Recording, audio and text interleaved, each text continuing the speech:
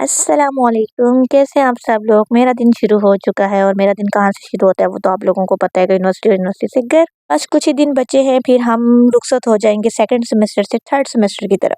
क्योंकि आज हमारी 2-3 दिन बचे हैं यूनिवर्सिटी उसके बाद हमारी बंद हो जाएगी क्योंकि हमें हो रही है प्रिपरेशन वीक की छुट्टियाँ 1 हफ्ता। वैसे मुझे समझ नहीं आती प्रिपरेशन वीक होता क्यों? क्योंकि हमने जो पूरा 6 महीने नहीं पढ़ना होता सेमेस्टर के वो हम प्रिपरेशन वीक में पढ़ ही ना लें। कौन पढ़ता है? कोई पढ़ता है? कोई ऐसा है जो प्रिपरेशन वीक में तैयारी करता हो? अगर मैं पहले पढ़ना शुरू करूँ ना मुझे बिल्कुल याद नहीं होता। मैं पेपर जिस दिन सुबह पेपर होगा मैं रात को पढ़ूँगी, सुबह वो जाके लिखूँगी, मुझे ऐसा ही याद होता है और मैं ऐसे ही याद करती हूँ, मुझे पहले बिल्कुल भी याद नहीं होता और मुझे जो हमारे सेमेस्टर में मैथ आई हुई है ना, मुझे मैथ का बे भी नहीं पता। लेकिन बाप रे! पढ़नी पड़ रही है, क्या करें? पढ़नी तो पड़ेगी ना। अच्छा जो लास्ट आप होते हो ना नेक्स्ट सेमेस्टर के लिए प्रमोट होने वाले होते हो टीचर्स के साथ, जो आपकी लास्ट वो क्लासेस होती हैं, वो जो बॉन्डिंग होती है, वो जैसे होता है ना आप लोगों की बाबल की दुआएँ लेती जाओ, वो वाली फीलिंग्स आ रही थी आज। टीचर्स ऐसे अच्छे मतलब अल्हम्दुलिल्लाह सारे टीचर्स अच्छे हैं, ये नहीं टीचर्स अच्छे नहीं हैं, लेकिन ऐसी फीलिंग्स आ रही थी अच्छे से वो अलविदा करना और सारी चीज़ें ना ऐसा लग रहा था कि जैसे होता है ना कि रुखसत हो रहे हैं और मैं अपनी दोस्त को बता रही थी कि बाबल की दुआएँ लेती है, कहती है तुमने तो एक दफ़ा ले ली है बेटा छोड़ दे तू ना अब कोई और फीलिंग्स ले फिर बस क्या था जैसे लेक्चर खत्म हुआ और कैंटीन पे मैंने टपक करके छापा मारा क्योंकि मुझे बहुत भूख लग रही थी।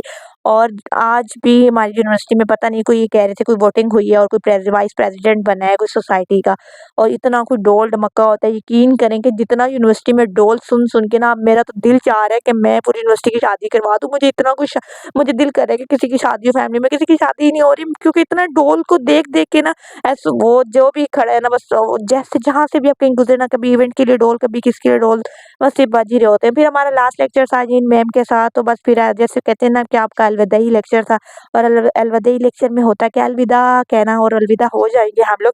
लेकिन ऐसा लग रहा था कि हम जैसे पक्के-पक्के जा रहे हैं, बिल्कुल नहीं, फिर भी इस यूनिवर्सिटी के साथ मुँह लगना, अभी भी हमने 3 साल इधर ही गुज़ारने हैं, गधों की तरह यहाँ ही ज़लील होना है। तो अच्छा था सबके साथ वो कहते हैं ना एक्सपीरियंस सबने पूछा सर ने कि आप लोगों ने क्या सीखा, क्या नहीं सीखा?